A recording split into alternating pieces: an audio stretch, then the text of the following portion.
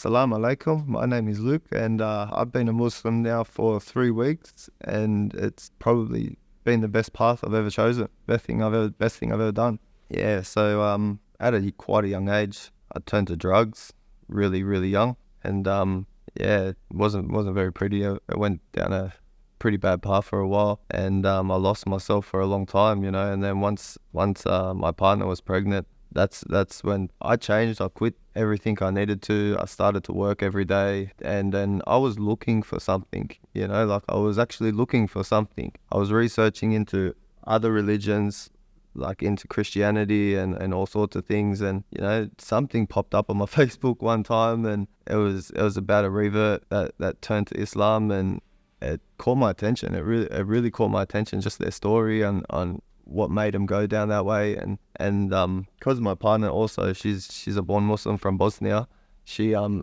We started watching these shows, the realist Ertugrul and Osman, about the Ottoman Empire, and I was just watching how they lived their life, and how humble everyone was, how much everybody loved each other, how respectful of all other religions they were, and it was an eye-opener, considering I never really knew about Islam. Everything was like hidden away about Islam. We never spoke about it. Nobody ever talked about it. And yeah, that's what set me down this path. It really opened my eyes to a truth that I didn't understand before. Yeah. How long ago was this?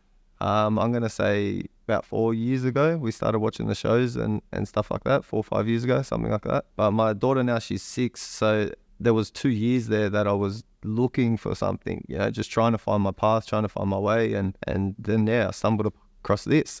And your partner, being a born Muslim, was she supporting you? Was she practicing? Not at the time. She wasn't practicing, but it wasn't long after we started watching them that she started to look into it again herself, started to research it, and I was also doing the same. So we were sort of bouncing off each other back and forth on what we were learning about it, and it was really good to have her support. It really was, yeah.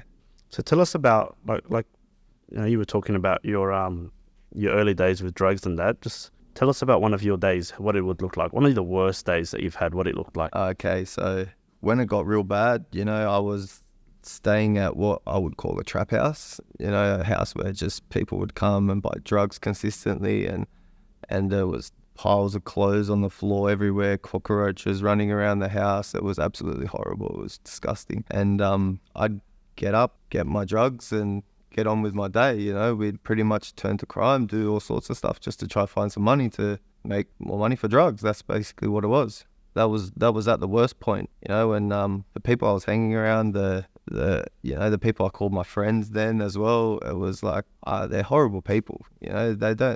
They rob their own parents type of people, and yeah, that's basically the day of my bad life, for just crime, just going out and doing all sorts of stuff, whatever I could to make money. Have you stopped? Yeah, of course.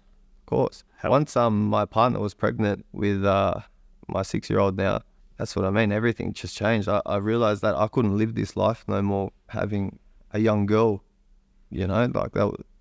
How could I bring her up in this lifestyle? It was absolutely horrible. So I stopped. And how was that transition? Was it easy? No. So it took me about one day. I just threw the drugs down the toilet, and that was it. I didn't touch them ever again. But the following weeks from there, it was really, really hard. The pressure of coming off the drugs, the wanting for them, the needing for them, the anger and aggression that comes with it, and it was horrible.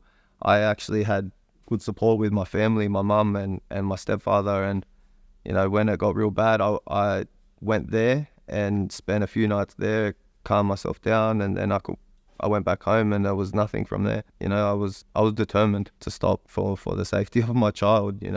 I was determined. If you had one message to any youngsters out there doing drugs, it's not the life to be. It's not the life to have. Everybody always tells you. Your parents always tell you. Anyone of influence will always tell you that with drugs, it always ends up in jail or death. You blow it off as a youngster. You're like, no way, I can do this, I can do that. But at the end of it, all the people that I considered my friends then, they're all in jail. I've got a lot of them that have been killed, a lot of them that are overdosed, a lot of them that are in jail, and it's a fact. So that's the one thing I can say to everybody is, take it from me that there's death or jail, and that's it, down that life. So you found our website online and you called through or you emailed through asking to have a chat to somebody about becoming a Muslim. Yes. Over the past 12 months, is there any signs or any pushes that you got or any things that fell in place that you think, oh wow, how did all this fall into place for me? It was more the sudden emotion and random emotion that I was feeling whilst watching some of these videos of people talking about Islam and stuff. I just got randomly emotional, and I feel like that was my signs, that there was my signs, because I've seen other people watch the same videos and do nothing for them. So if that video related to me, and it resonated with me, then obviously I'm being told something. And so you went online and you emailed and... Yeah, I went online. I looked to find a Qur'an, because my partner said, there are places that gift them, that give them out. So for me to look into Islam, I thought I might as well start reading the Qur'an, and then I come across the Project Qur'an page, and the rest is history from there. Yeah. The first video that I seen about a revert that chose Islam, it was a woman, an Australian woman. She just started wearing a hijab. She started reading the Quran, and what she was saying was how at that point in time I believed that Islam was stuff like it was demoralizing women by making them wear the hijab.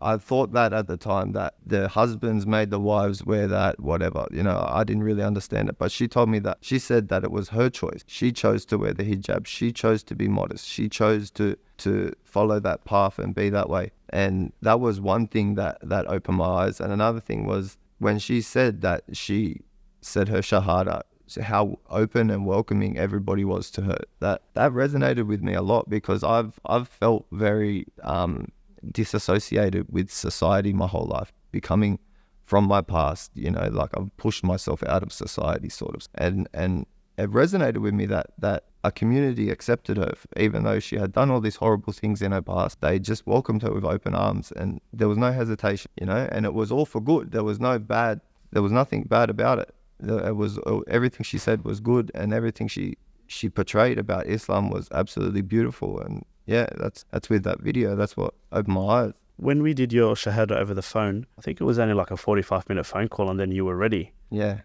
What got you to that stage?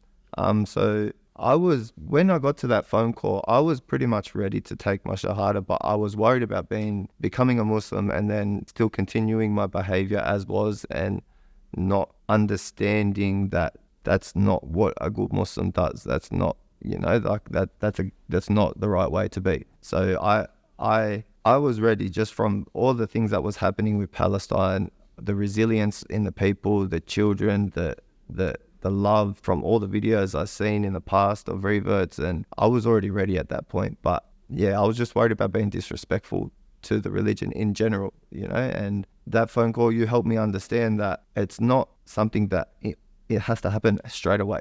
As long as I'm bettering myself every single day and becoming a better person the next day than I was yesterday, that's all. That's enough.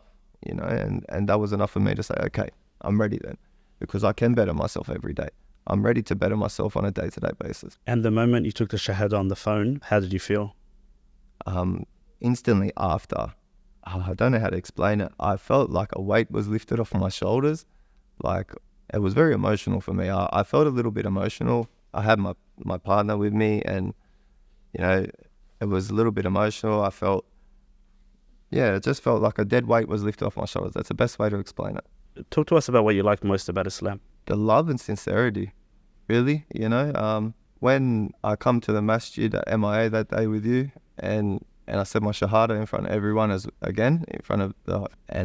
the love that everybody got up. I've never experienced anything like that before, The sincerity of the love too, it was genuine, and you could feel it in the room that everybody genuinely felt that way. And that's one thing that really opened my eyes. I never ever thought, a group of strangers could love somebody so much just off something so small, but it isn't small. It's a big thing, becoming a Muslim. It's beautiful, yeah. Look, you're wearing an amazing T-shirt there. Tell us what that represents for you. For me, that represents the hardships that all the brothers and sisters in Palestine are going through right now. That was also another contributing factor to why I took my shahada. just the the power that you can see these people have over there, the love for their God, for Allah. They're willing to sacrifice their whole entire life for their cause, and they're not willing to say no. There's no other option, and it's a beautiful thing, man. It's amazing. It's amazing. So for me, this represents their struggle, their strength, their humanity, that they deserve. How are your family and friends taking it?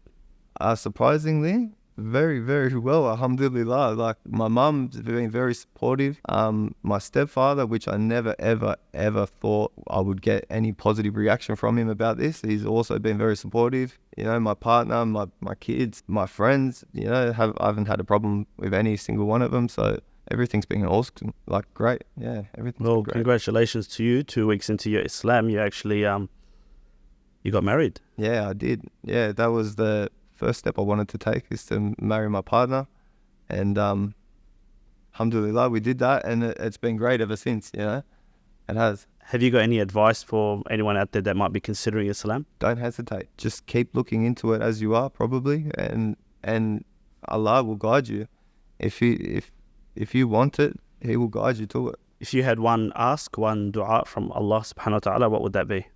Just to stop the torment for my brothers and sisters in Palestine. That I want that mostly.